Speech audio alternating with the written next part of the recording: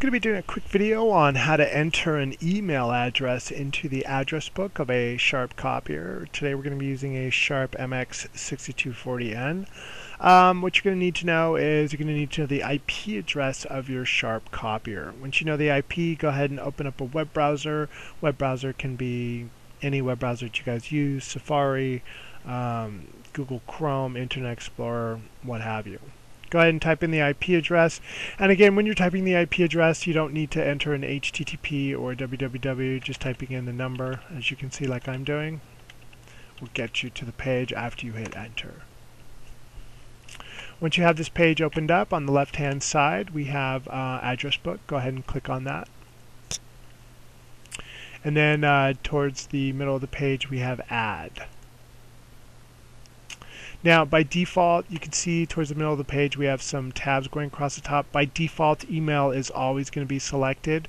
So if it's not selected, if you have FTP, if you have the FTP tab brought all the way to the front or the desktop tab brought all the way to the front, do make sure that the email tab is at the front, just so the settings that we entered will be registered in the email portion.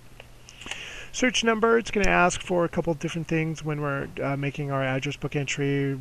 First thing is a search number. Search number is not mandatory. I usually just leave it blank. Address name is going to be something friendly that will appear in the control panel when the user walks up to the machine.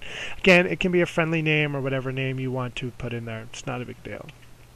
So for today's test, I'm just going to go test user. The initial, again, not mandatory. If you want to put the initial in there, I could put the letter T or I could put the letter U. Category, I always leave the category set as standard and default. Nothing really to change here. Under category, we have a checkbox that says register this address to be added to the frequent use index. We do want to add this. This is a real nice little option, so go ahead and check that. And then we can scroll down to the email portion. Again, very, very important, if the email tab is not brought to the front, we do want to make sure that we click directly on email. From here, what we're going to do is we're going to leave new address defaulted. And then underneath the new address, we can go ahead and enter the email address of the user. Again, because it's a test video, I'm just going to go test@testdomain.com. And then I'm going to do one other thing, is I'm going to check this box that says set as default used. And then I'm going to go ahead and click submit or submit and register next. Now, if you have more address book entries to create, just go ahead and click submit and register next. Otherwise, if you're just doing a one-off, just go ahead and click submit.